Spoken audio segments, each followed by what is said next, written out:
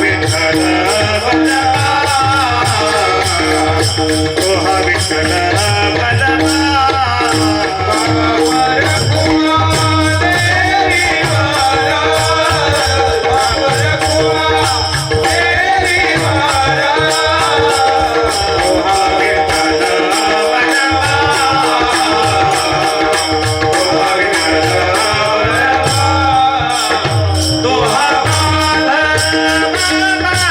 Hare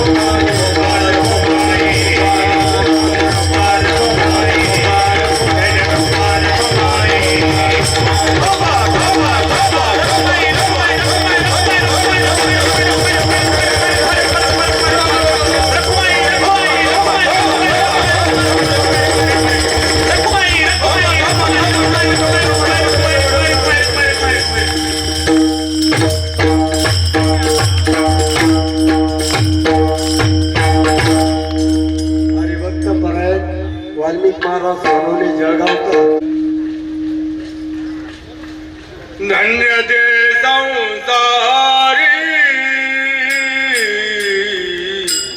धन्य ते संसारी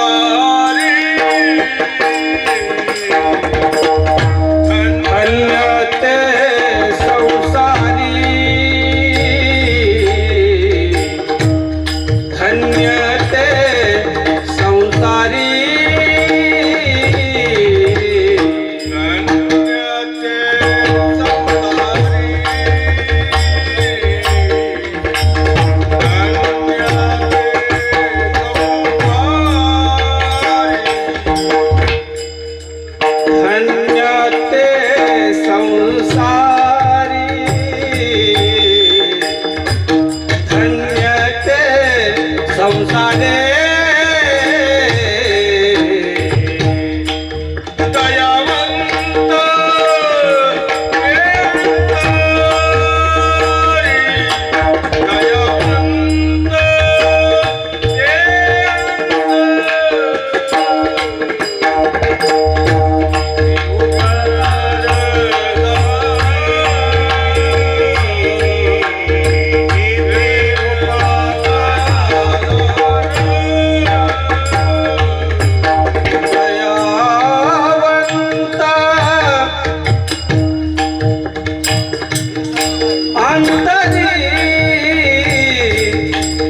दयावंत जय अंतरी येथे उपकारासाठी येथे उपकारासाठी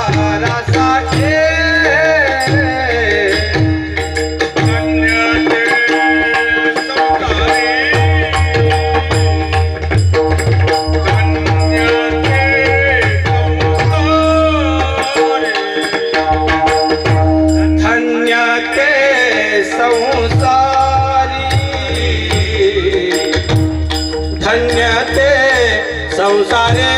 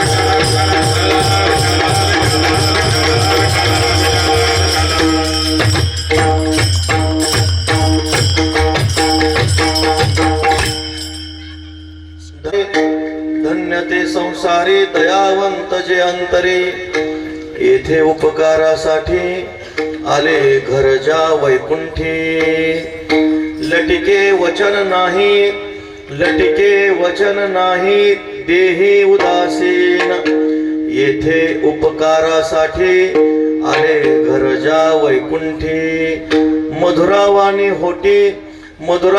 होटी तुका म्हणे वाव पोटी येथे उपकारासाठी आले घरजा वैकुंठी महायोग पीठी तटे भीमरथ्याम वरम पुंडरिकाय दातु मुनींद्रैः समागत्य तिष्ठन्तमानंद कंदम परब्रह्मलिंगम भजे पांडुरंगम पांडुरंगा करो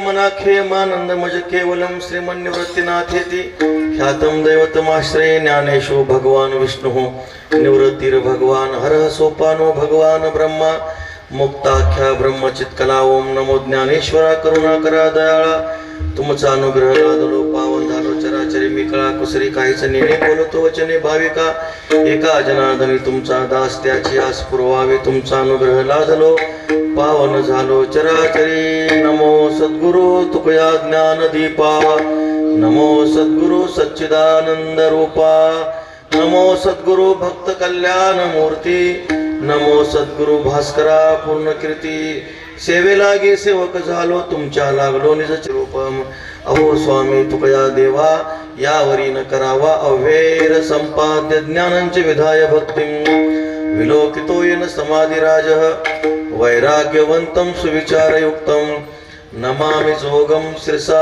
गुरुं तमात्मरूप गणेशु स्मरण सकळ विद्यांचे अधिकरण तेची वंदू श्री चरण श्री गुरूंचे जयाचे नि आठवे शब्द सृष्टी अंगवे सारस्वत आगवे जीवेसी वक्तृत्वा गोडपणे अमृता ते पारुके मने रसवती वळंगणे अक्षरासी भावाचे अवतरण अवतरविती खून हाताचडे संपूर्ण तत्वबोध श्री गुरूंचे पाय जे हृदय घेऊ सोनिठाय ते एवढे भाग्य वै उन्मेषासी ते नमस्कारोनी आता धन्य धन्य निवृत्ती देवा काय महिमा वर्णावा शिवे अवतार धरून केले त्रैलोक्य पावन समाधी त्र्यंबक शिखरी मागे शोभे ब्रह्मगिरी निवृत्तीनाथाचे चरणी निवृत्तीनाथाचे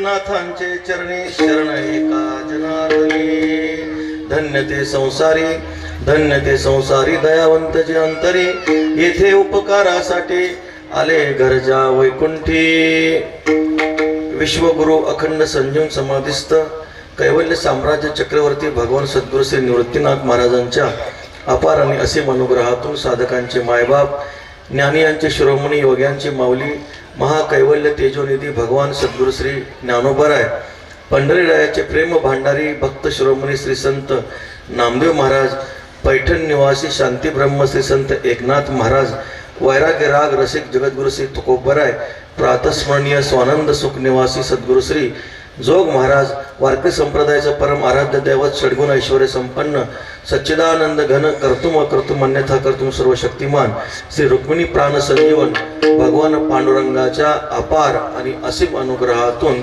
दरवर्षी चाललेला हा भगवत चिंतनाचा नामचिंतनाचा उत्सवाचं निमित्त अत्यंत मोठा आहे. सुवर्ण महोत्सव आहे. जवळजवळ 50 वर्ष यावर्षी पूर्ण होत आहेत. अशा हा पुण्य पर्वकाळी सेवेला घेतलेला अभंग जगद्गुरु श्री तुकोबारायांचा 4 चरणाचा सत्पुरुषाचा साधू पुरुषांचा अवताराचा महिमा सांगणारा अभंग आहे. विठ्ठल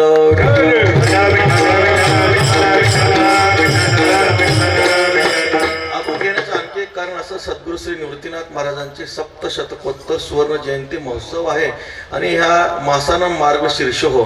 मार्गशीर्ष महिना ही भगवान परमात्म्याची विभूती आहे आणि त्यामध्ये असणारी मार्गशीर्ष शुद्ध एकादशी म्हणजे भगवती गीता देवी जयंती आहे. या सर्व पर्वकाळाला अनुसरून काय आपल्या चिंतन करता यावं म्हणून हा श्री तुकोबारायांचा गोड असा 4 चरणाचा अभंग सेवेकरिता घेतलेले श्री तुकाराम महाराज प्रस्तुत अभंगामधून सत्पुरुष संत महात्मे या मृत्यू लोकांमध्ये कशासाठी अवतीर्ण होतात, त्या साधू पुरुषाचं लक्षण काय, हे सगळं मीमांसा करणारा गोड असा 4 चरणाचा संत चरित्रातला सत्पुरुषाचा असणारा हा अभंग आहे. थोडंसं चिंतन करायचं असं तर श्री तुकाराम महाराज या अभंगामध्ये धन्यता देतात. धन्यता देत असताना कुणाला धन्यता देतात, जे आपल्या अंतःकरणामध्ये दयावंत आहेत अशा साधू पुरुषाला श्री तुकाराम महाराज धन्यता देतात. वास्तविक पाहता तुकोबारायांचा जर आपण बाणा पाहिला, तुकाराम महाराजांच्या गाथेचं आपण जर चिंतन केलं, तुकाराम महाराज कुणाला धन्यता देत नाहीत. करीसी ते देवा करी माझे सुखे परिमित्यासी मुखेन मने संत.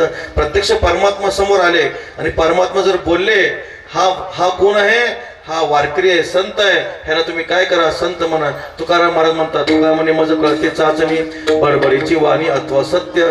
आम्ही असं कुणालाही संत म्हणणार नाही. तुकाराम महाराजांचा बाण आहे. जरी देवाने सांगितलं तरी तुकाराम महाराज कुणालाही धन्यता देत नाही. तुकोबारायांची अशी भाषा आहे. पण एखादा वारकरी दिसला, सज्जन दिसला, संत महात्मा दिसला, तुकोबारायांच्या अंतःकरणातला भाव प्रकट होतो. त्याची या चरणा माझे दंडवत ज्याचे धनवित्त पांडुरंग. तुकाराम महाराज सांगतात, किंवा आजी बरवे झाले माझे माहेर भेटले डोळा देखील सज्जन निवाराला भाग असेल. तुकाराम महाराजांच्या अंतःकरणातला भाव आहे. तुकाराम महाराज कुणालाही धन्यता देत नाही. दया राज्य करणे द्रव्य उपार्जना वशदंभ माना इच्छे झाले. तुकाराम महाराज सांगतात, ज्यांना राज्य द्रव्य उपार्जना करायचे, जे दंभमानाला वशीभूत झालेले आहेत, अशांना आम्ही कधीही धन्य मानणार नाही. हाच तुकाराम महाराजांचा काय बाण आहे. तुकोबारायांच्या गाथेचं आपण चिंतन करा. तुकाराम महाराज सांगतात, तुका म्हणे साधू बोले खडगधार. तुकोबारायांची वाणी म्हणजे तलवारी सारखी वाणी आहे. विठ्ठल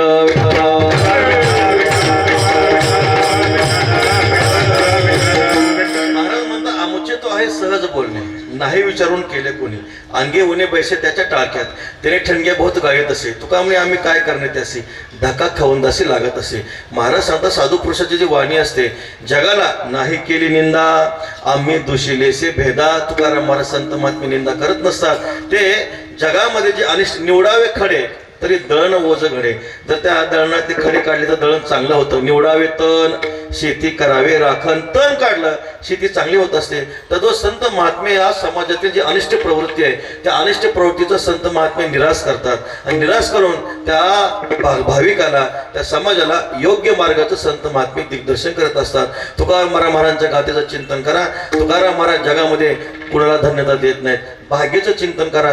धन्यतेचं चिंतन जर आपण केलं तर लौकिक भाग्याचा विचार आहे, लौकिक धन्यतेचा विचार आहे. पण संत महात्मे जो लौकिकामध्ये खूप मोठा झाला, त्याला कधीही धन्य तो संत महात्मे देत नाहीत. एक तुकाराम महाराजांचं वचन आहे, भाग्य तरी नव्हे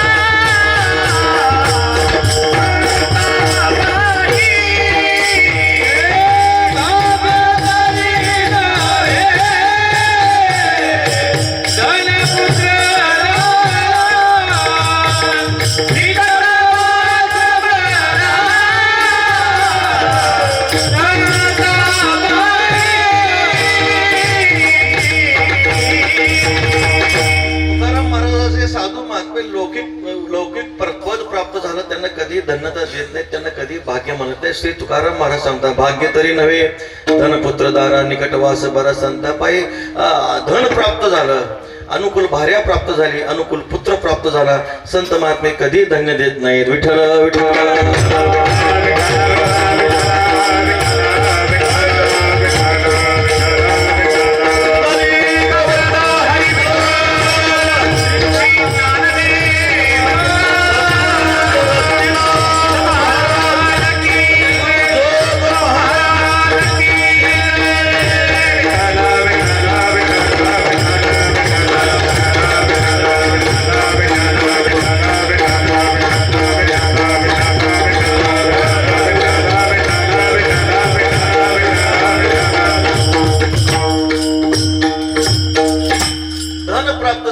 संत महात्मे त्याला कधी धन्यता देत नाहीत. पहा, धनाचा विचार करा. लौकिकामध्ये आपण धनाला काय वाटतो, जो धनवान आहे त्याला मोठा आपण धन्य समजतो, भाग्यवान समजतो. पण संत महात्मे धनवंताला कधीही धन्यता देत नाहीत, धनवानाला कधी भाग्यवान समजत नाहीत. विचार करा, या धनाचा न धरी विश्वास, जैसी तरवर छाया याता यातीन चुकी तरी भोगशील काया, या हरिभजने विने तुझा जन्म जातो वाया, या लागे वैकुंठनाथाच्या तू चिंती पारे पाया. धन आहे. धन कसं असतं, वृक्षाची सावली आहे. वृक्षाची सावली सकाळी एका ठिकाणी असते, दुपारी एका ठिकाणी असते, संध्याकाळी एका ठिकाणी असते. तसं धन, लक्ष्मी चंचल आहे. लक्ष्मी आज आपल्यापाशी आहे, संध्याकाळपर्यंत आपल्या ठिकाणी राहील सांगता येत नाही महाराज. आणि धनाचं असं आहे, धन जर योग्य व्यक्तीच्या हातामध्ये पडलं तर ते चांगलं आहे, अयोग्य व्यक्तीच्या हातामध्ये धन आलं तर त्या जीवाचा नाश केल्याशिवाय राहत नाही. विठ्ठल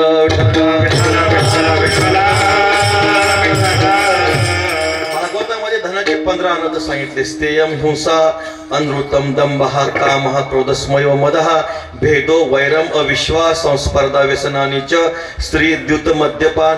संत एकनाथ महाराज या धनाचे 15 अनर्थ सांगतात. स्थेयम हिंसा, आता सरळ अर्थ आहे. स्थेय म्हणजे चोरी, हिंसा, अनृतम म्हणजे खोटं बोललं जातं. धन जिथं आहे तिथं खोटं बोललं जातं. दंभ आहे, काम आहे, क्रोध आहे, असूया आहे, स्पर्धा आहे. हे तर व्यसन झाले. पण आणखी महत्वाचे 3 व्यसन शांतीब्रह्म एकनाथ महाराज सांगतात. स्त्री, द्यूत आणि मद्यपान, हे 3 व्यसन आणि असे 12 व्यसन, असे 15 अनर्थ या धनाच्या ठिकाणी आहेत. भागवतामध्ये श्लोकामध्ये फक्त 12च अनर्थ सांगितले. नाथ महाराजांनी आणखी 3 सांगितले. स्त्री, द्यूत, मद्यपान हे 3 अनर्थ आणि असे वरचे श्लोकातले 12 असे 15 अनर्थ धनाच्या ठिकाणी होतात. पण ते कोणत्या धनाच्या ठिकाणी? अनीतीचं जे धन आहे, अनीतीच्या धना ठिकाणी असा अनर्थ होतो. पण जे नीतिमत्तेनं धन मिळवलेलं आहे तिथं अनर्थ नाही. जोडून या धन उत्तम व्यवहार, जोडून या धना उत्तम व्यवहार, जोडून या धना उत्तम व्यवहार, जोडून या धना उत्तम व्यवहार. उदास विचारे वेद धरी, उदास विचारे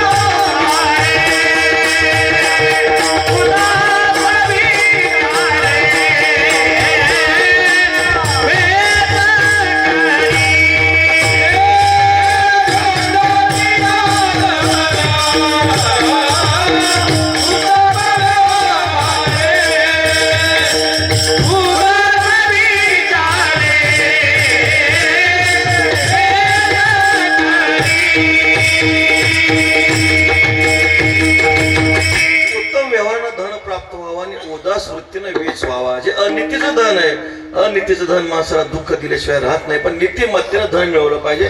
सहसा समाजामध्ये पाहायला मिळत नाही, म्हणून श्री माऊलींना म्हणावं लागलं, जेत जेत संपत्ती आणि दया दोन्ही वस्ती आल्या ठाया तेथे जाण धनंजया विभूती. माझी संपत्ती असावी आणि दया असावी, नीतीचं धन असावं बरं का. नाहीतर लोक आनंदीत पंक्ती देतात, भ्रष्टाचाराचा पैसा आणतात आणि पंक्ती देतात, असं पण नाही चालत बरं का. धन योग्य मार्गाने धन मिळवलेलं असावं. सोडून धनान घाली माती, सोडून धनान घाली माती, ब्रह्मावृते पूजनाया, ब्रह्मावृते पूजनाया,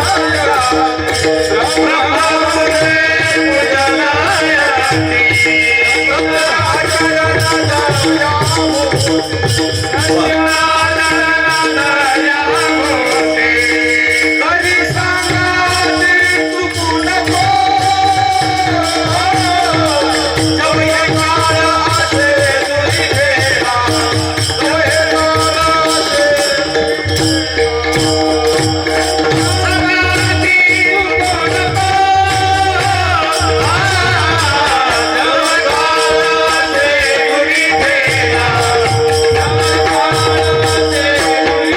वेळा.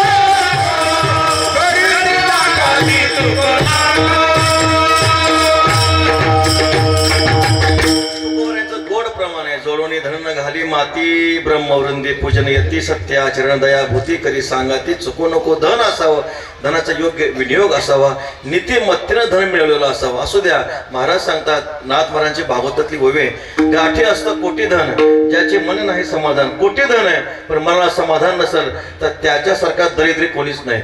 जगद्गुरु शंकराचार्यांची प्रश्नोत्तरी आहे, त्यामध्ये कोवा दरिद्र हा विशाल तृष्णा कोण आहे, ज्याच्या ठिकाणी अंतकरणामध्ये विशाल तृष्णा आहे, ज्याची इच्छा कधीच संपत नाही, तो दरिद्रीतला महादरिद्री आहे महाराज. म्हणून संत महात्मे सांगतात, धन आहे, संत महात्मे धनाला कधीही भाग्य म्हणत नाहीत, पण ते नीतीचं धन असावं, अनीतीचं धन नसावं. अनीतीचं धन माणसाला दुःख देत असतं. तुकाराम महाराजांचे ठीक ठीक वचन आहे, नको देऊ देवा द्रव्य आणि भाग्य, तो एक उद्वेग होय जेव्हा, द्रव्याची या मागे कळी काळाचा लाग, म्हणून या संग खोटा त्याचा, सोने रुपये आम्हा मृत्तिके समान, माणिक पाषाण खडे जैसे सोने आणि माती आम्हा समान हे चित्ती. संत महात्मे धनाला भाग्य देत नाहीत, भाग्यवान समजत नाहीत, संत महात्मे त्याला फारशी किंमत देत नाहीत. धन असावं, चांगलं धन असावं, अनितीचं धन नसावं. परीक्षिती राजाचं उदाहरण आहे. परीक्षिती महाराजांनी कलीचं दमन केलं, परमात्म्याचं त्यांना गर्भामध्ये दर्शन झालं, पण असे परीक्षिती महाराज, पण त्यांची सुद्धा बुद्धीमध्ये बिघाड निर्माण झाला. का झाला? सर्व चरित्र भाग आपल्याला माहिती आहे. सहज कोठारामध्ये गेली, एक संदूक होती, पेटी होती, तो मुकुट होता, कोणाचा होता माहित नव्हता, मस्तकावर धारण केला, बुद्धीमध्ये बदल निर्माण झाला. जरासंधाचा मुकुट होता, दुष्टाचा मुकुट, अनितीचं धन होतं त्यामध्ये, ते अनितीच्या धनाचा मुकुट मस्तकावर धारण केला. पहा, ज्यांना गर्भामध्ये देवाने दर्शन द्यावं असा ज्यांचा सिद्ध अधिकार आहे, ज्यांनी कलीचं दमन केलं असा ज्यांचा सिद्ध अधिकार आहे. भागवतामध्ये नाथ महाराज इतकं मोठेपणा वर्णन केला परीक्षिती महाराजांचा. पहा, पांडवापेक्षा सुद्धा परीक्षिती महाराजांचा महिमा जास्त आहे महाराज. पांडवांनी कलीचं दमन केलं, पण त्यावेळेस परमात्मा प्रत्यक्ष होते. परमात्मा निजधामाला गेल्यानंतर परीक्षिती महाराजांनी कलीचं दमन केलं. विठ्ठल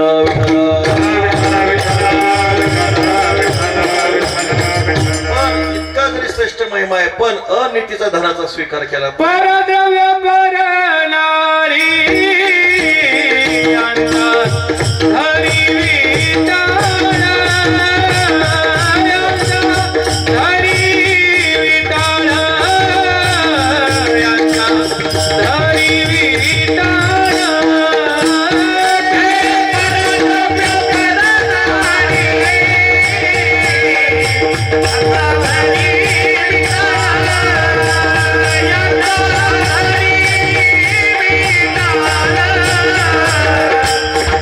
Hare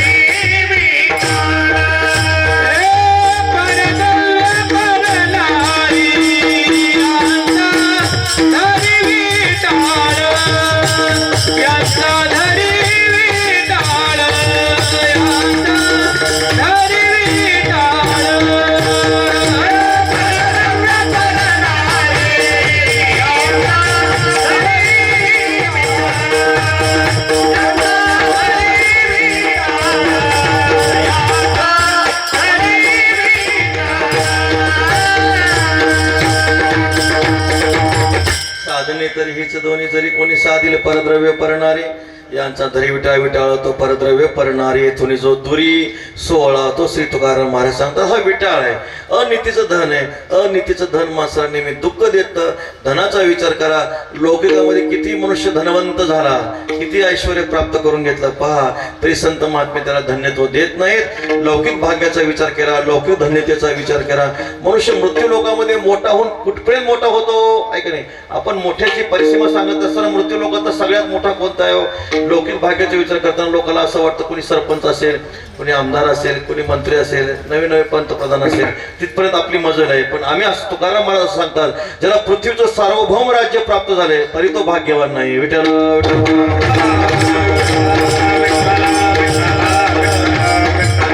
महात्मे त्याला धन्यता देत नाही. ठीक आहे, लौकिक भाग्यात लौकिक धन्यतेचा सोडून द्या, लौकिक ऐश्वर्याचा विचार सोडून द्या.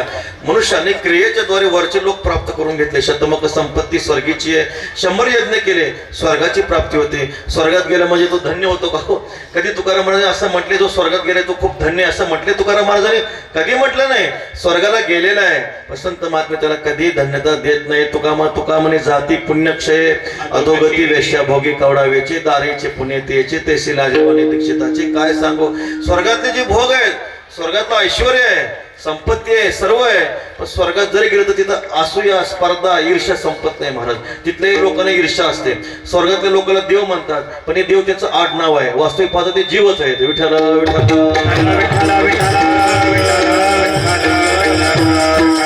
पुण्य संपलंय खाली यावं लागतं. उदाहरण रामायणातलं आपल्या सगळ्यांना माहिती आहे. पंचवटी क्षेत्रामध्ये भगवान श्री रामने संध्या करीत होते. संध्या करीत असताना देवाने एक दृश्य पाहिलं. समोरून काही मुंगळे चालले होते आणि मुंगळे चालले असताना त्या एका मुंगळ्याच्या पाठीवर दुसरा मुंगळा बसला होता. आता देवाने ते दृश्य पाहिलं. देवाला थोडं हसू आलं. देवाला हसू आल्यानंतर भगवती सीतादेवी विराजमान होत्या. आईसाहेबांनी विचारलं, प्रभू का हसले? काय नाही म्हटले, सहज असतो. तेव्हा आईसाहेब म्हणतात, देवा असं कसं नसतं म्हणे, असं कोणी सहज हसत नसतं. काय कारण आहे? काय नाही म्हणे, हा जो काय दुसऱ्या मुंगळ्याच्या पाठीवर बसून पहिला मुंगळा चाललेला आहे, हा पहिला स्वर्गातला इंद्र होता. पुण्य संपलंय. पुण्य संपल्यामुळे तो आता खाली आलाय. पण काय, ते स्वर्गामध्ये इंद्र अवस्थेमध्ये त्याला ऐरावतावर बसायची सवय होती. ती सवय मोडली नाही म्हणून आता मुंगळ्याच्या पाठीवर बसलाय.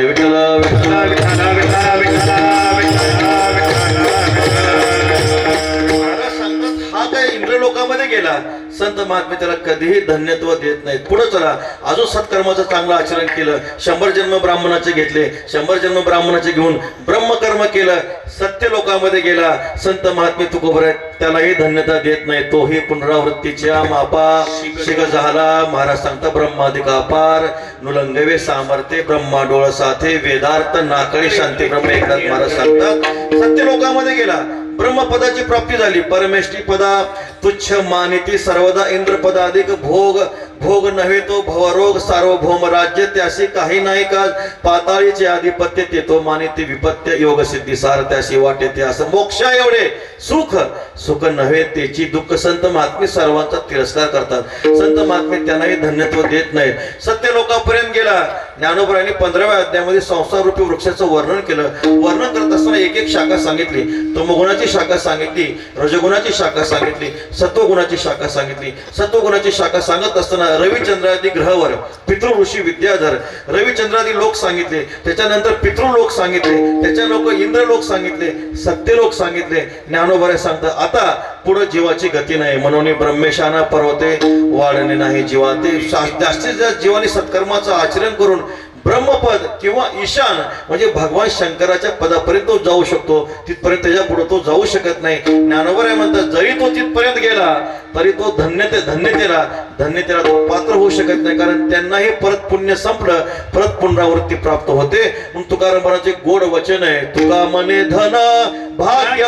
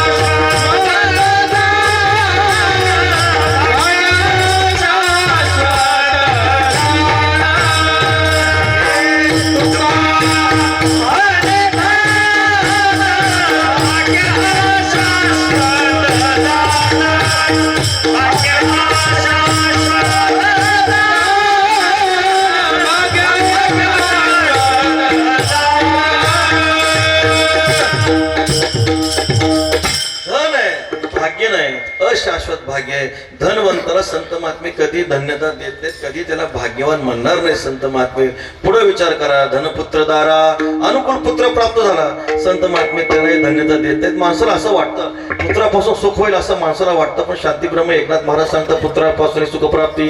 माता पिता वांछिती शेकी पुत्र अंगोठा दाविती केवळ भ्रांती पुत्र मोह. नाथ महाराज सांगतात आई वडिलांना वाटतं मुलापासून सुख होईल, म्हातारपणामध्ये मुलगा सांभाळ करील, मग ते माता पिता आपलं पोटचा घास काढतात, संपत्ती खर्च करतात आणि आपल्या मुलाला लहानाचं मोठं करतात, शिकवतात. पण शेवटी असं घडतं जेव्हा त्या मुलाचं लग्न होतं, लग्न झाल्यानंतर तोच मुलगा ज्या आई वडिलांनी स्वतः उपाशी राहून कर्ज काढून मुलाला शिकवलं त्या आई वडिलाला शेवटी वृद्धाश्रमामध्ये घालतो. काय अर्थ आहे महाराज? केवळ भ्रांती पुत्र मोह. नाथ महाराज सांगतात कोळी कन्या पुत्र होती जी सात्विक ही प्रत्येक ठिकाणी शक्य नाही. विठ्ठल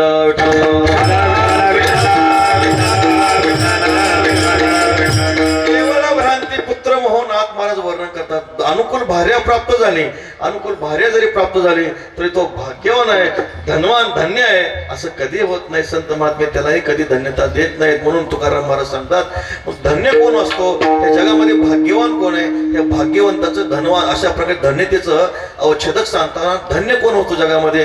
संत महात्मे सांगतात ज्याच्या गळ्यामध्ये पवित्र तुळशीची माळ आहे तो खरा धन्य आहे. विठ्ठल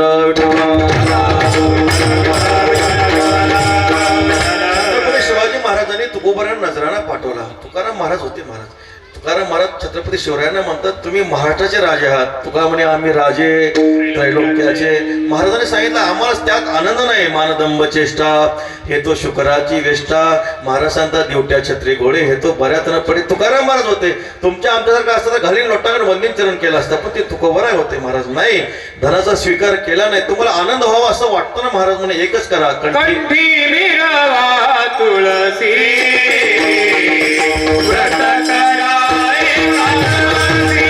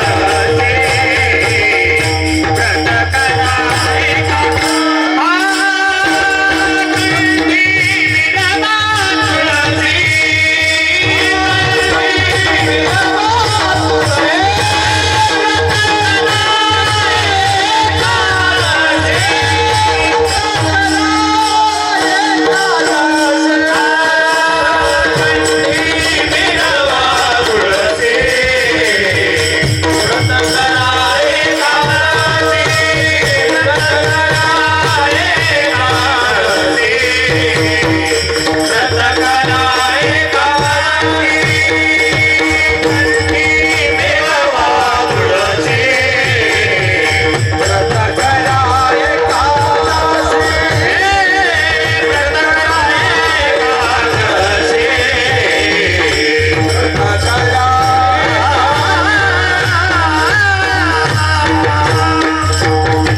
कंठी मिळवा तुळसी व्रत कराय कालसी. एकादशी श्री तुकाराम महाराज सांगतात आम्ही तुम्हाला त्यावेळेस आम्हाला आनंद होईल आहे की नाही. कीर्तनकार बुवांना आनंद तेव्हा होतो, नुसतं फोटो काढण्यामध्ये आनंद नाही की नाही. लोक नुसतं फोटो काढतात पण माळ घालत नाहीत. विठ्ठल विठ्ठल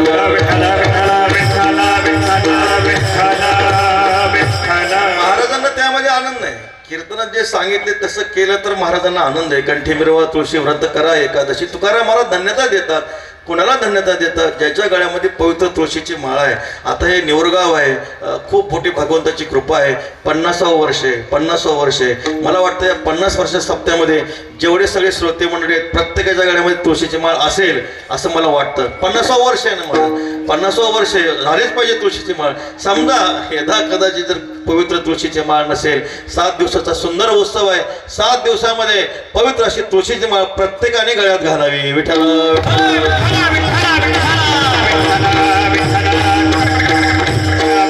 धन्यत्वाचा अवच्छेदक तुकाराम महाराज सांगतात. धन्य कोण होतो? ज्याच्या गळ्यामध्ये पवित्र तुळशीची माळ आहे. पहा तुळशीचा महिमा.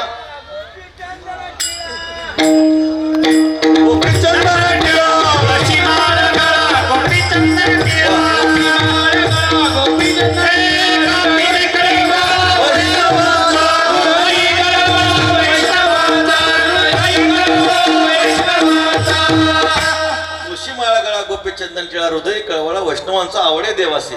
तो ऐका प्रकार शांती ब्रह्म एकनाथ महाराज सांगतात. देवाला आवडणारं साधन आहे, संताला आवडणारं साधन आहे. पवित्र तुळशीची माळा गळ्यात असावी. जरी आपल्या गळ्यात नसेल, प्रत्येकाने या 7 दिवसामध्ये तुळशीची माळा पवित्र गळ्यात घाला. कारण संतान आनंद त्यामध्ये आहे.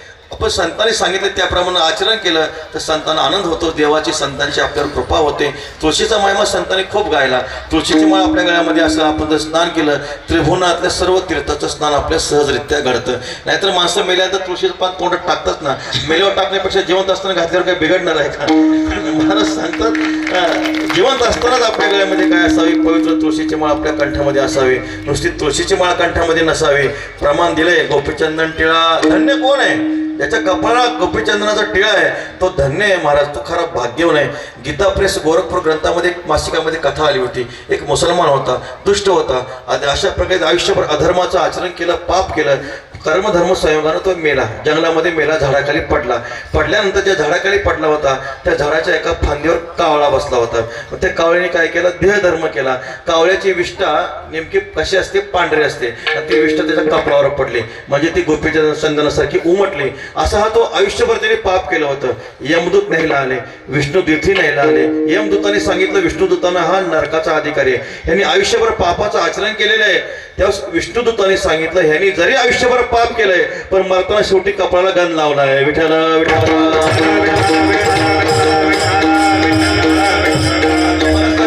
कपाळाला गंध लावला होता का? कपाळाला गंध नव्हता. त्या कावळ्याने सहज देहधर्म केला तर ते गंधाप्रमाणे उमटला तर तो वैकुंठीचा अधिकारी झाला. जो स्नान केल्यानंतर दररोज गंध लावतो त्याला परमात्मा डोक्यावर धारण करतात.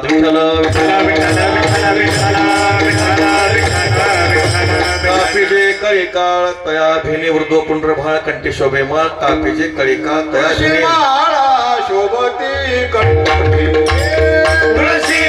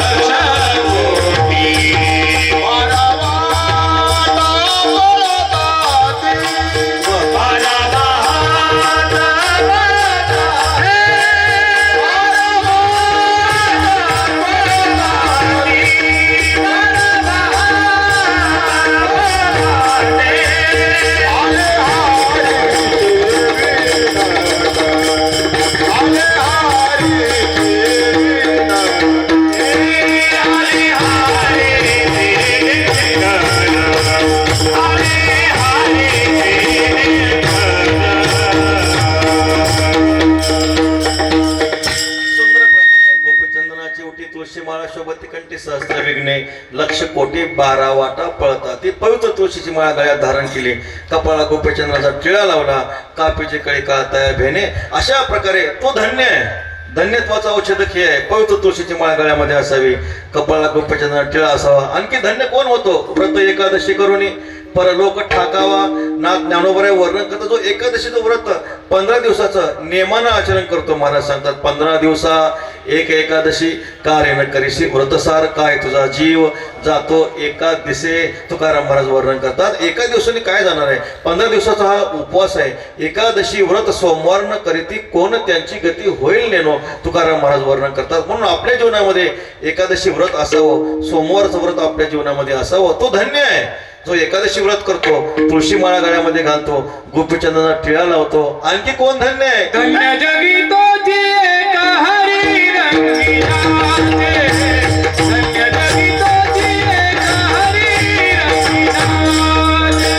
धन्य जगी तोची एक हरी रंगिनाचे.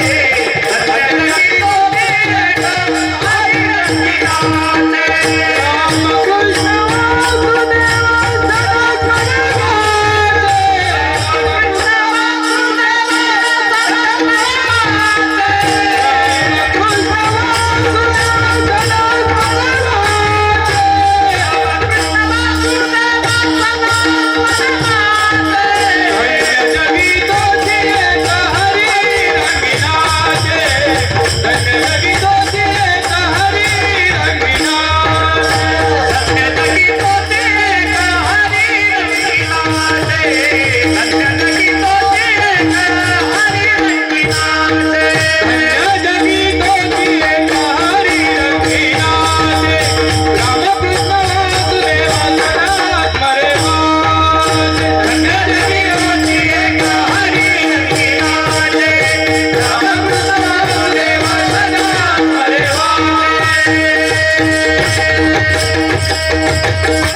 जगी तोचे खरे रंगीनाचे रामकृष्ण वासुदेव सदा स्मरे वाचे. ज्याच्या मुखामध्ये सतत पांडुरंगाचं नामचिंतन आहे त्याच्यासारखा धन्य त्याच्यासारखा भाग्यवान तोच आहे महाराज. सतत परमात्म्याचं मुखामध्ये नाम असावं. रामकृष्ण हरी विठ्ठल केशवा मंत्र हा जपावा सर्व काळ तुका म्हणे जपा.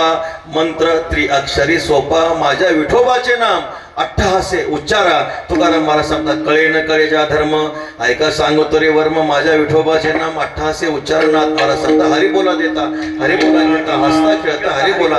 ज्याच्या मुखामध्ये परमात्म्याचं सतत नाम आहे तुकाराम महाराजच्या छातीवर हात ठेवून सांगतात आम्ही नामाचे धारक नेनो प्रकार अनेक सर्व भावे एक विठ्ठलची प्रमाण. संत महात्मे सांगतात आम्ही कोण आहोत आम्ही नामाचे धारक आहोत. जे नामाचे धारक आहेत ज्याच्या मुखामध्ये परमात्म्याचं नाम आहे त्याच्यासारखा धन्य तोच आहे. थोडं त्या नामाचा महिमा सांगत असताना ज्याच्या मुखामध्ये सतत नाम आहे नाथ महाराजांचा एक अभंग आहे. नाथ महाराज त्यामध्ये सांगतात गावंडे सहस्त्र ब्राह्मण पुण्यक्षेत्रेचा एक जाण. आबा खेडेगावात 1000 ब्राह्मण जीव घालायचे आणि क्षेत्रातला एक ब्राह्मण जीव घालायचा तेवढंच पुण्य आहे. नाथ महाराज सांगतात क्षेत्रातले 1000 ब्राह्मण जीव घालायचे आणि एक पंडित जीव घालायचा तेवढंच पुण्य आहे. 1000 पंडित जीव घालायचे एक वेद पाठक जीव घालायचा तेवढंच पुण्य आहे.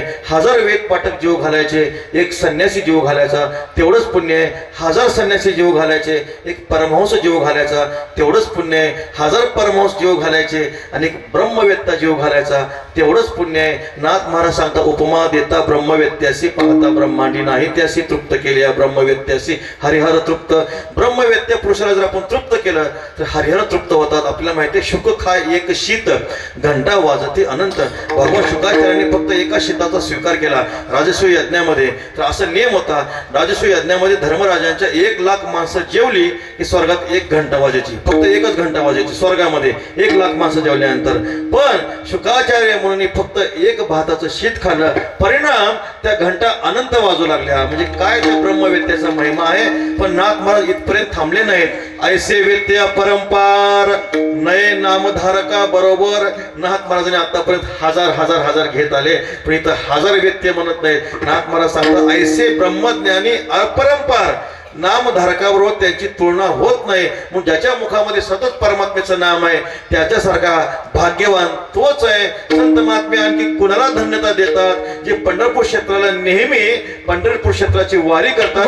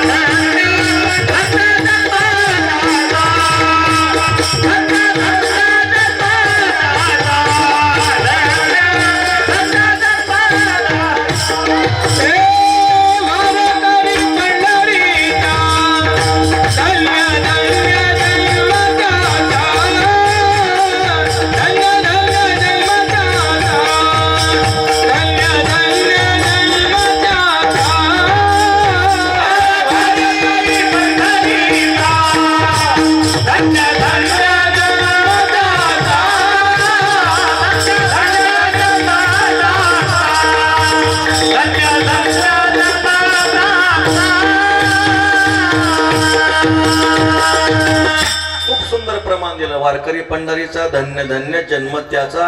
जे नेमाने ऐकले जे नेमाने पंढरी क्षेत्राची पायी वारी करतात अनुपमेची थोरी महाक्षेत्र महिवरी धन्य धन्य वारकरी तुका म्हणे येथीचे जे वारकरी आहेत ऐक नाही इथले जे वारकरी आहेत ते धन्य आहेत. शिर्डीचे नाही बरं का ऐक नाही. तुकाराम महाराज सांगतात जे क्षेत्र आहे साधू संतांचे आपल्याला सांगितलं जे पुण्यभूमी आहे असं जे पंढरी क्षेत्र आहे महामुक्ती क्षेत्र वैकुंठ भूमीवरील नामदेवराय वर्णन करतात. हे महामुक्ती क्षेत्र आहे. पंढरी क्षेत्र म्हणजे महामुक्ती क्षेत्र आहे. आणि या महामुक्ती क्षेत्राचे जे नेमाने पंढरीनाथ परमात्म्याचे श्री ज्ञानोबांच्या सोहळ्यामध्ये श्रीनाथ महाराजांच्या सोहळ्यामध्ये जे नेमानं पायी वारी करतात त्याच्यासारखा धन्य तोच आहे. म्हणून धन्य धन्य वारकरी तुका म्हणे येथीचे किंवा पंढरीचे वारकरी ते अधिकारी मोक्षाचे असं धन्यत्वाचं अवच्छेद गाथ्यामध्ये ठिकठिकाणी संत महात्मा तुकोबराने सांगितलं. प्रस्तुत अभंगामध्ये एका वेगळ्या पद्धतीने तुकाराम महाराज सांगतात ह्या जगतामध्ये या संसारामध्ये जो धन्य कोण आहे तर ज्याच्या अंतःकरणामध्ये दया आहे तो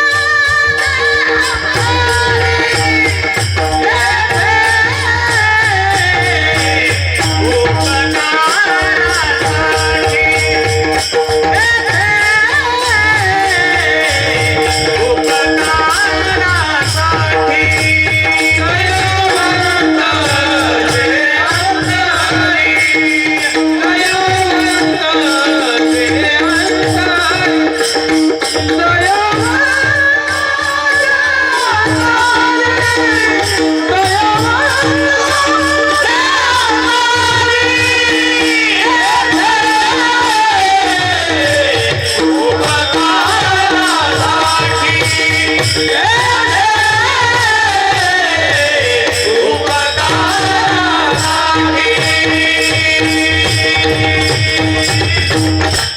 ते संसारी दयावंत जे अंतरी श्री तुकाराम महाराज सांगतात जे अंतरी दयावंत आहेत ते संसारी धन्य आहेत. धन्य शब्दाचा अर्थ सुकृतीवान. पुण्य हा जो पुण्यवान आहे सुकृतीवान आहे तो धन्य आहे. महाराज संतांनी आपण एवढं मोठं चिंतन केलं. ह्या ऐहिक पारलौकिक भोगाची ऐश्वर्याची सत्ता संपत्ती मान प्रतिष्ठा प्राप्त झाली तो कधीही धन्य होऊ शकत नाही. तर धन्य कोण आहे जो सुकृतीवान आहे पुण्यवान आहे ज्याने आयुष्यामध्ये पंढरीनाथ परमात्म्याची वारी केली. गळ्यामध्ये तुळशीची माळ आहे गोपचंद्रात टिळा लावतो हरिपाठ म्हणतो ज्ञानेश्वरी वाचतो गाथा वाचतो एक नदी भागवताचं पारायण करतो तो या जगामध्ये कोण आहे धन्य आहे पुण्यवान आहे. महाराज सांगतात धन्य ते संसारी. संसारी म्हणजे मृत्यू लोकामध्ये.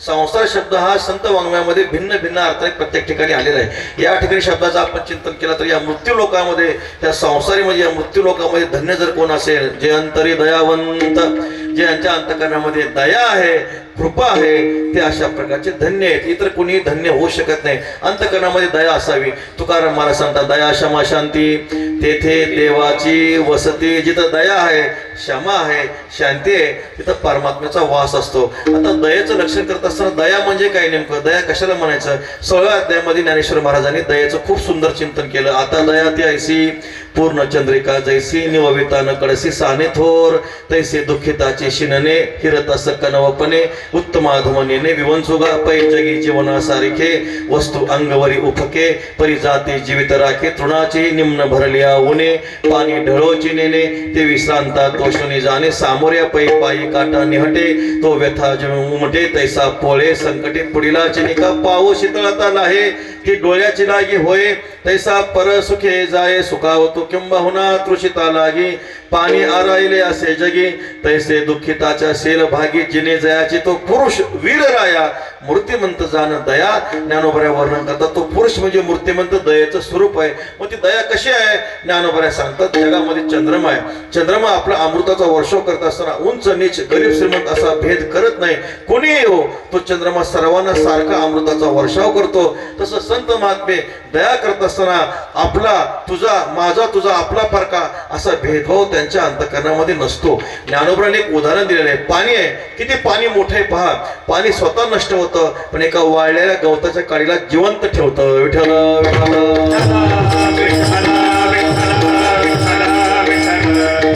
पाटाचं जर पाणी चाललं असेल पहा पाटाचं पाणी चालले असेल तर पाणी जाताना मध्ये जर खड्डा आला तर ते पाणी त्या खड्ड्याला वळण घेऊन जात नाही. खड्डा भरूनच पाणी पुढे जातं. महाराज वर्णन करतात निम्न भरल्या उने पाणी ढळोची नेणे ते विश्रांता तोषोनी जाणे सामोरे तिला दया म्हणा. मग त्या दयेचं चिंतन करता ज्ञानोबराने खूप सुंदर 2 ओव्या लिहिल्या. माऊली सांगतात अनवाणी पायाने जर आपण उन्हाळ्यामध्ये गेलो काय होत असतं आपले संध्याकाळच्या वेळेत डोळे जळजळ करतात डोळे काय होतात तापतात. मग आपण डोळ्याला तूप लावत नाही पायाला तूप लावतो. पायाला तूप लावलं की डोळे शांत होतात. आता पायाचा डोळ्याचा काय संबंध आहे आपल्याला माहित नाही वैज्ञानिक जाऊन विचारा. पण पायाला तूप लावलं की डोळे शांत होतात. तसं जग सुखी झालं की संत सुखी होतात. विठ्ठल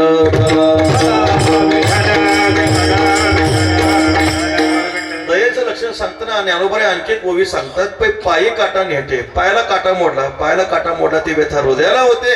तसं या जगतातला कोणताही जीव दुःखी असू द्या संत महात्मा ते दुःख पावलं जात नाही. बुडता हे जन न देखावी डोळा येतो कळवळा म्हणून काशी क्षेत्रामध्ये कबीर महाराज भजन करीत चालले होते.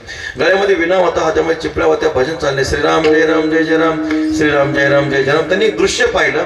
एक माता माऊली धान्य अशा प्रकारे जात्यामध्ये भरडत होत्या. त्या जात्यातून धान्य भरडून पीठ होत होतं. त्यांना ते दृश्य पाहिलं राहवलं नाही. अंतकरण द्रवलं डोळ्यातून पाणी आल्यानंतर त्या आईने विचारलं महाराज तुमच्या डोळ्यातून पाणी काय येतं. संत शिरोमणी कबीर महाराज सांगतात माई जसं ह्या जात्यातून धान्य भरडून पीठ होतंय तसं 184 योनीमधून सगळं जग भरडलं जातंय. विठ्ठल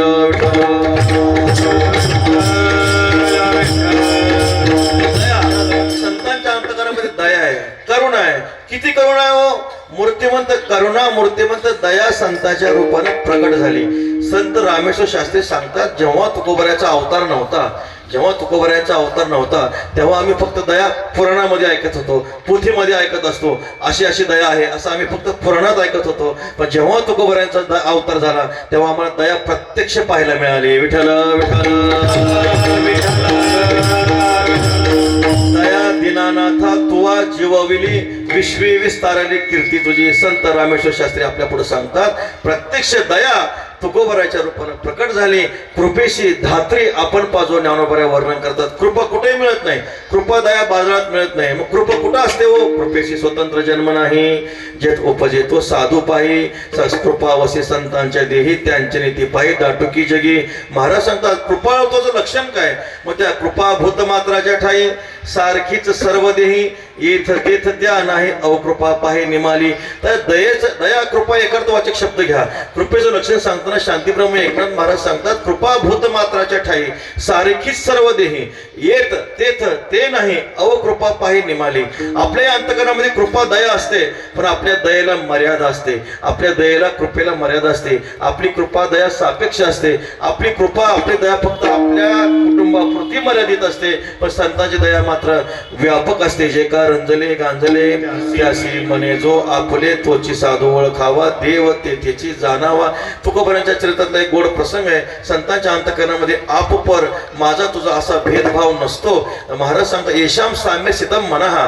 त्यांना सर्व भूतमात्रामध्ये परमात्मा वस्तूचं दर्शन असल्यामुळं दया करताना संत महात्मे आपला आणि परका असा भेद करत नाही. तुका म्हणे सुख पराविया सुखे.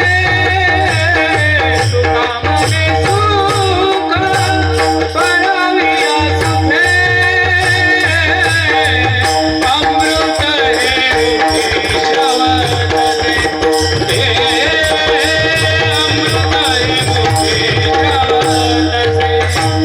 तुका म्हणे सुख पराविया सुखे. तुका म्हणे सुख पराविया सुखे. अमृत हे मुखी श्रवणसे. श्रवणसे अमृत हे मुखी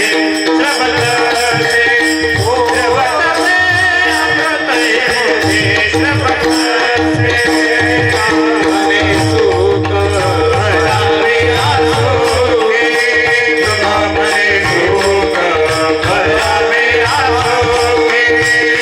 सुखे. तुका म्हणे सुख पराविया सुखे. तुका म्हणे सुख पराविया सुखे. तुका म्हणे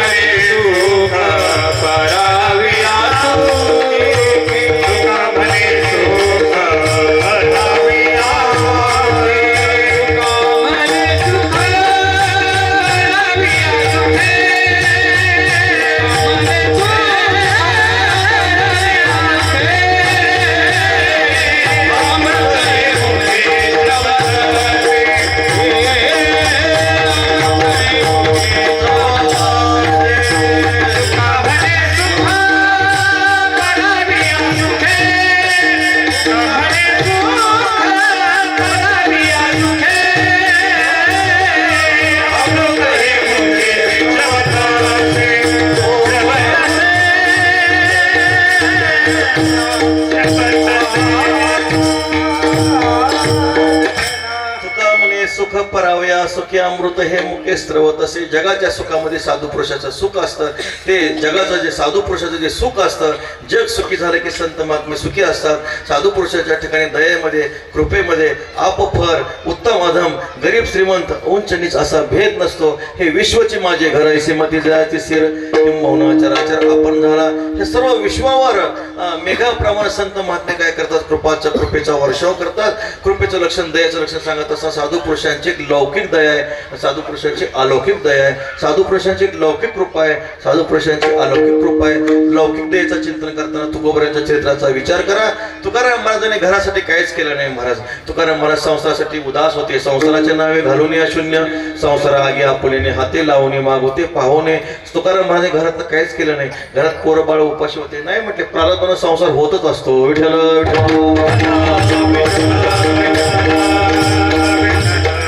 संसारात प्रारब्धानं होत असतो, परमार्थ प्रयत्नानं करावा लागतो. पण लोकांचं उलट असतं.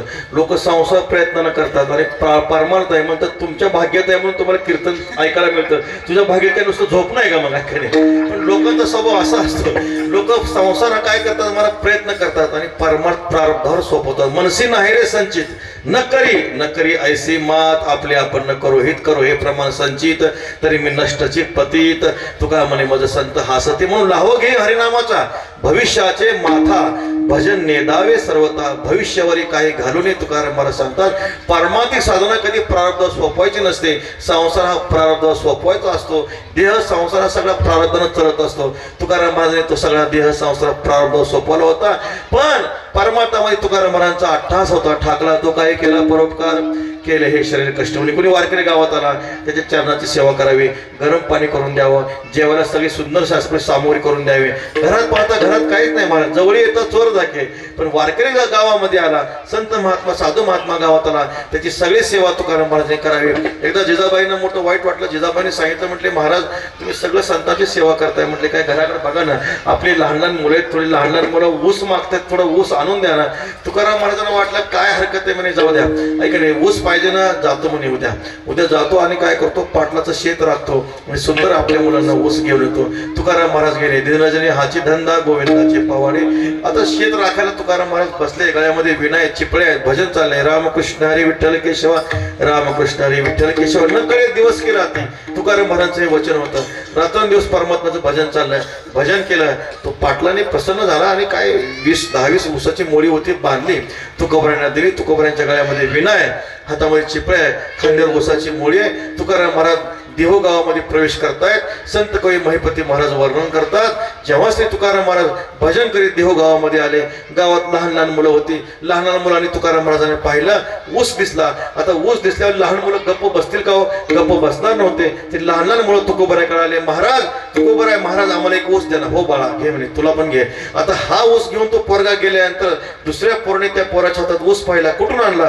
बाबाने दिला. चला बाबांकडे. श्री तुकोबरायकडे तो पोरगा आला. बाबा त्याला दिलाय, मला द्या ना म्हणे. हो बाळा तुला घे. तिसरा चौथा मग सगळी दिंडी चालली महाराज. सगळ्या लहान लहान मुलं असे तुकाराम महाराज ऊस वाटून टाकला. शेवटी एक ऊस शिल्लक राहिला. तुकोबराय घरी आले.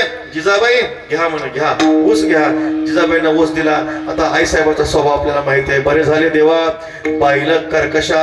मग तुकाराम महाराजांनी संत कवी महिपती महाराज सांगतात, जिजाबाईने काय केलं, तो ऊस श्री तुकोबरायांच्या पाठीला स्पर्श केला. 3 तुकडे झाले. तुकाराम महाराज म्हणतात, जिजाबाई खूप चांगलं झालं. एक महादेवाला, दुसरा भागीरथीला, तिसरा तुला विठ्ठल.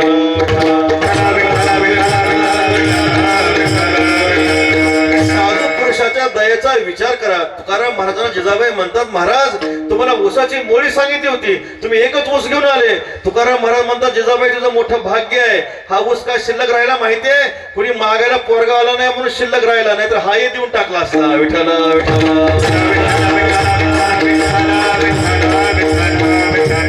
दया करणे जे पुत्र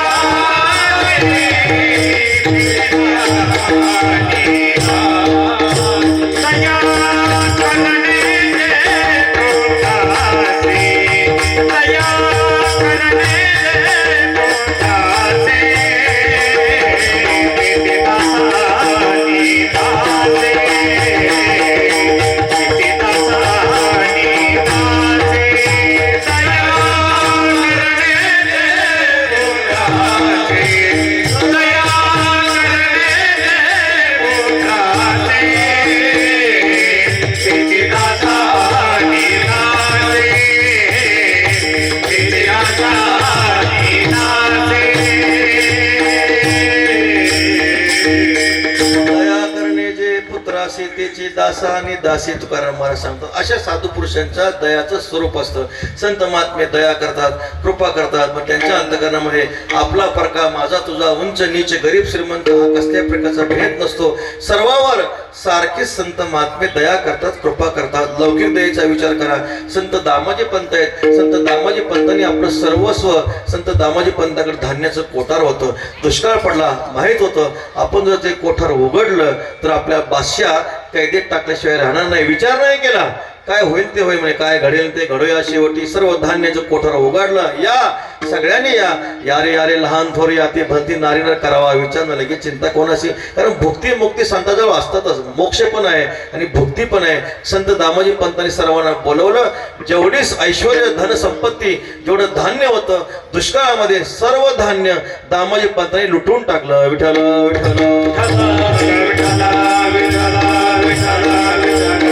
लौकिक दयेचा विचार करताना ज्ञानेश्वर महाराजांनी दानाची व्याख्या सांगितली 16व्या अध्यायामध्ये. पत्र पुष्प छाया फळे मुळे धनंजया वाटेचा न चुकी आल्या वृक्ष जैसा तैसे मनवणे धनवरी विद्यमाने आल्या अवसरी श्रांताची मनोहारे उपयोगा जाणे तया नाव जाण दान. ज्ञानोबऱ्या वर्णन करतात. दान कशाला म्हणायचं? एका वृक्षाचं उदाहरण दिलं. पत्र पुष्प छाया फळ मूळ जो वृक्ष असतो आपल्या जवळचं सगळं काय करतो महाराज परोपकारासाठी देऊन टाकतो. तसं ज्ञानोबऱ्या वर्णन करता मनोनी धनवरी विद्यमाने आले अवसरी श्रांताचे मनोहरी उपयोगा जाणे. तसं आपल्या जवळचं सगळं वैरी आला तरी त्याला देणं ह्याला दान म्हणा. विठ्ठल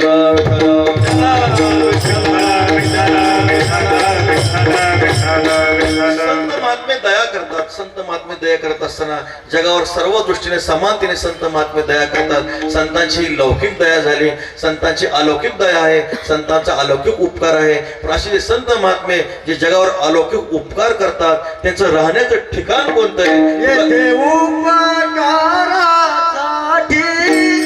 येथे उपकारासाठी येथे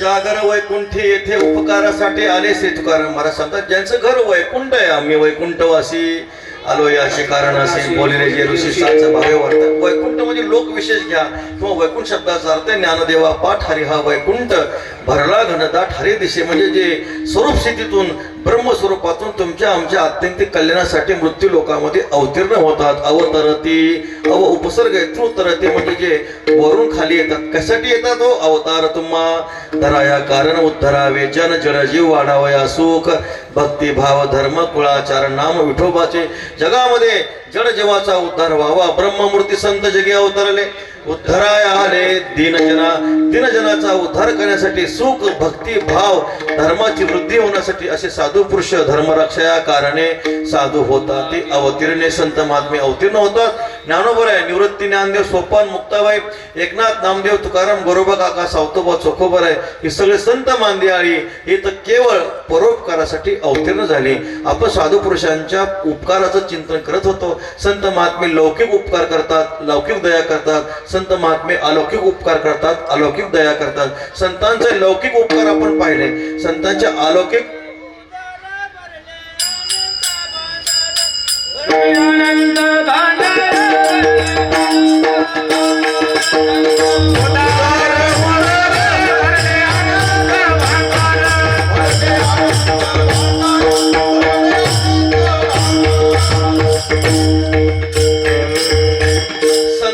कधी संपत नाही. संत महात्मे उपकार करतात. तुका म्हणे पोते देवे भरिले नव्हे रीते. संत उदार आहेत. संत उदार आहेत, अनंत भांडार भरलेले आहे. आपल्या अवतार्याला मर्यादा आहे, आपल्या अवतार्याला मर्यादा आहे. संत महात्मे किती उदार आहेत हो. मेघ उदार आहे, पण मेघ कधी कधी ओसरतो. मेघ उदार परी ओसरे म्हणून उपमे सिनपुरे महाराज वर्णन करतात. मेघ कृपा करतो.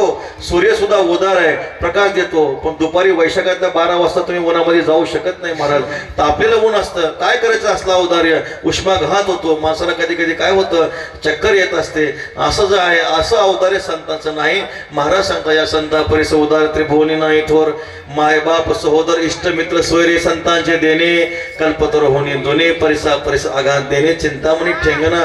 कल्पतरू औदार्य संपन्न आहे, चिंतामणी औदार्य संपन्न आहे, पण त्यांच्या उदारतेला मर्यादा आहे. संत महात्मे जगावर उपकार करतात, पण त्यांच्या अवताराला कसल्याही प्रकारची मर्यादा नाही.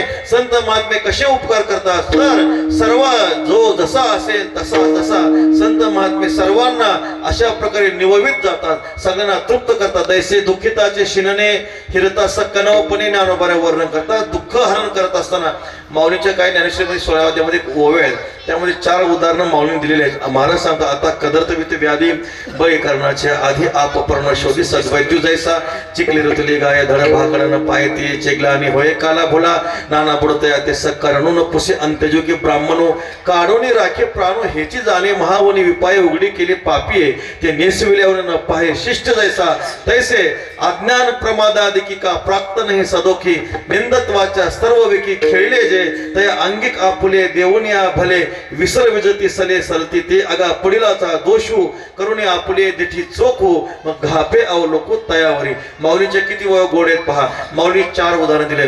ज्ञानेश्वरीमध्ये 2 वैद्य आलेत, 2 वैद्य. एक चांगलाही वैद्य आलाय आणि एक लोभी वैद्य आलेला आहे. ज्ञानोबा म्हणतो पूजा घेऊन रसू दिजे पीडित असे, म्हणजे आधी म्हणतो 5 लाख ठेवा मगच ऑपरेशन करतो. विठ्ठल त्या वैद्याचं वर्णन करताना एका सुभाषितकाराने गोड वर्णन केले. वैद्यराज नमस्तुभ्यम यमराज सहोदर म्हटलेलं आहे. ते जे वैद्यराज आहेत पूजा घेऊन आधी काय करतात, द्रव्य घेऊन जे उपचार करतात त्यांना ते सुभाषितकार काय करतात, नमस्कार करतात. म्हणजे हे कोण आहेत, यमाचे सख्खे भाऊ आहेत म्हणे. पण यमापेक्षा यांचा महिमा अधिक आहे. कसा अधिक महिना आहे म्हणजे फक्त यम प्राणच घेऊन जातात, हे प्राणही नेतात आणि धनही नेतात. विठ्ठल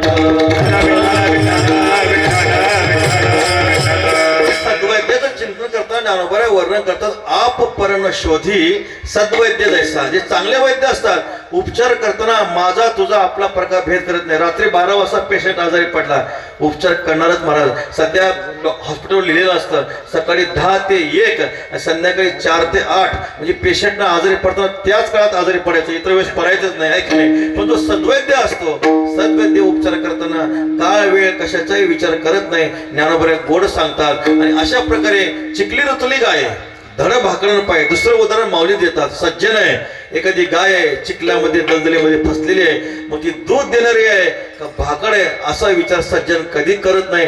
तिचा जीव वाचवणं आपला हिंदू धर्म समजतो.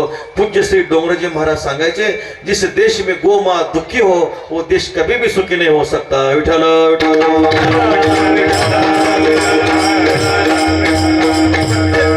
प्रत्येक हिंदू धर्मियाचं कर्तव्य आहे, आद्य कर्तव्य आहे. देशी गायीचं संरक्षण झालं पाहिजे, देशी गायीची आपण सेवा केली पाहिजे. भूतदया गायी पशुचे पालन तानेल्या जीवन वने मना माझी गावो विश्वस्य मातरहा.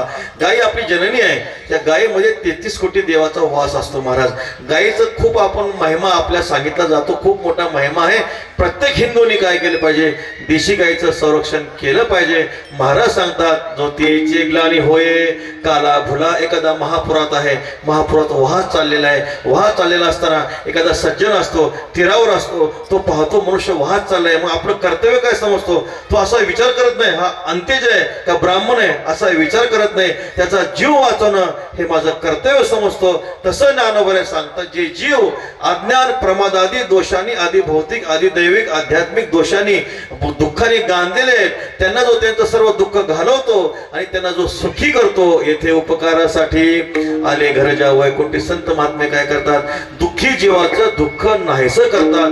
त्यांना अशा प्रकारे अमृताचा वर्षाव करून त्यांचे दोष घालवून ज्यासी अपंगिता नाही त्यासी धरी जो हृदयी. तुकाराम महाराज सांगतात बघा, ज्यांची शास्त्राने ज्यांना शास्त्रांनी उपेक्षा केलेली आहे, ज्यांची समाजाने उपेक्षा केलेली आहे, नवे नवे ज्यांची देवाने उपेक्षा केलेली आहे, संत महात्मे त्याला आपलं म्हणतात. तोची साधू ओळखावा देव तेथेची जाणावं. जे विषयामध्ये रंगलेले आहेत, माणसं विषयामध्ये रंगतात, जे विषयामध्ये रंगलेले आहेत, संसारामध्ये त्रिविध दुःखाने जे गांधलेले आहेत, अशा लोकांना जो आपला म्हणतो तो कोण आहे? तुका म्हणे सांगू किती तोची भगवंताची मूर्ती. तो साक्षात भगवान आहे, त्याच्या पशी देव राहतो असं नाही, तो साक्षात पांडुरंग परमात्मा आहे असं संत महात्मे सांगतात. म्हणून श्री तुकाराम महाराज सांगतात, येथे उपकारासाठी संत महात्मे मृत्यू लोकांमध्ये उपकारासाठी येतात. संतांच्या लौकिक उपकाराचं आपण चिंतन केलं, संतांच्या अलौकिक उपकाराचं चिंतन करा.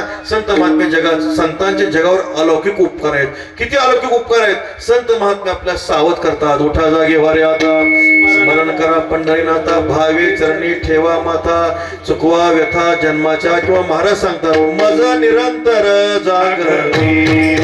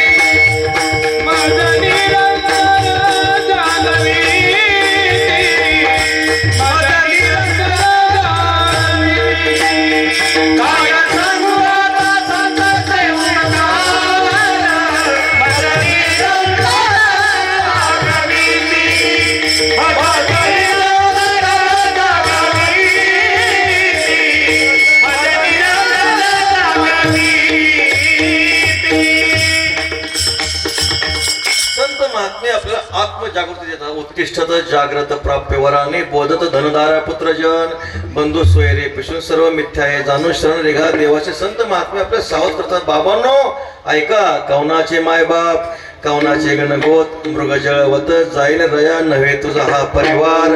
द्रव्य दारा क्षणभंगूर विषयाचे समसुख बेगडाची बाहुली अबराची सावली लावण्य मान्यता विद्यावंत सखे स्वजन पुत्र कलत्र विषय भोग वय सागरत देहा सहित मरणावंती. सगळं जाणार आहे, हे आपलं काही नाही महाराज. देह काळाचा आहे, धन कुबेराच आहे. तिथं आपलं काय आहे का? पिंड हा उसना आणलेला पाचाचा, पंचभूताचा देह आपण उसना आणलेला आहे. त्यामध्ये आपलं काही कर्तव्य आहे का? आपलं ममत्व ठेवण्यासारखं काय आहे का?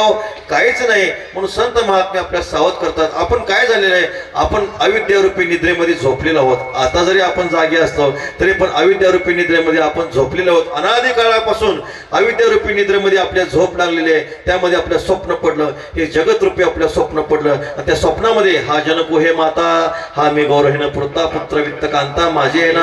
हे जनक, हे माता, पुत्र वित्त, हे कांता, हा मी गौर हे न पुरता, असं माणसाला ह्या अविद्यारूपी निद्रेमध्ये जगतरूपी स्वप्नामध्ये हा माणसाला भ्रम झाला. मी करताय, मी भोगताय, मी जन्मणार आहे, मी मरणार आहे. हे सगळे धर्म जो आहे मनुष्य आपल्या ठिकाणी लाजून घेत असतो. संत महात्मे त्याला आत्मजागृती देतात. अविद्येची निदा विश्व स्वप्नाचा धांदा भोगीत होता प्रबुद्ध अनादी जो तो महावाक्याचे निनावे गुरुकृपेचे थावे माता हात ठेवला नव्हे थापटेला जैसा तैसा विश्व स्वप्नेशी माया निध सांडूनी धनंजया सहसाचे द्वया नंदपणे. जो संत महात्मे त्याच्या मस्तकावर हात ठेवतात आणि हात ठेवून त्याला जागा करतात. उठ, हे सगळं कसं आहे? हे सगळं खोटं आहे, लटिका व्यवहार, फरकटतो संसार. संत महात्मे आत्मजागृती देतात. ह्या आत्मचैतन्य, या उपाधी माझी गुप्त चैतन्य असे सर्वगत ह्या जड वस्तूमध्ये जे चैतन्य स्वरूप आहे त्या चैतन्य स्वरूपाची संत महात्मे आपल्या ओळख करून देतात. म्हणून महाराज सांगतात, येथे उपकारासाठी आले घर ज्या वैकुंठी, ज्यांचं घर वैकुंठ आहे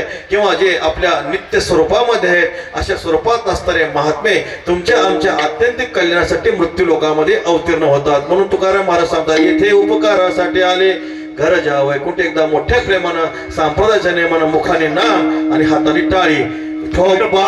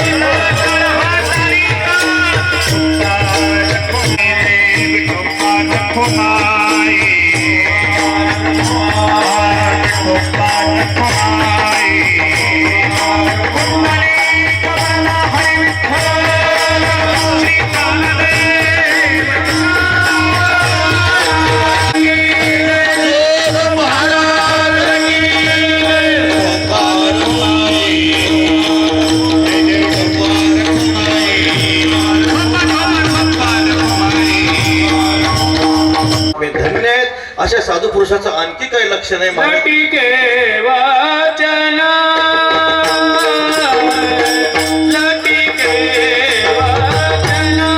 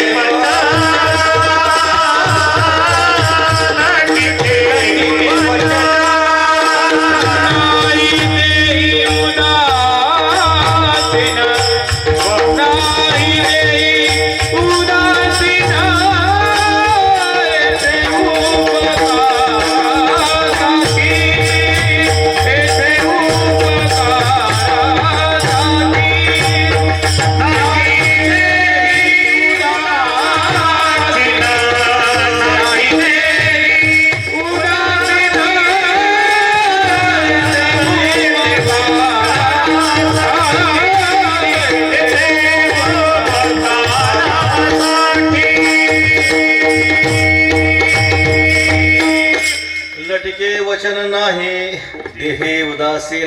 गाथ्यामध्ये लटिके वचन नंतर दंड आहे, नाही देहे उदासीन. अन्वय करायचा, शब्दाचा अर्थ नाही लागला नेहमी अन्वय करा. लटिके वचन नाही दंड.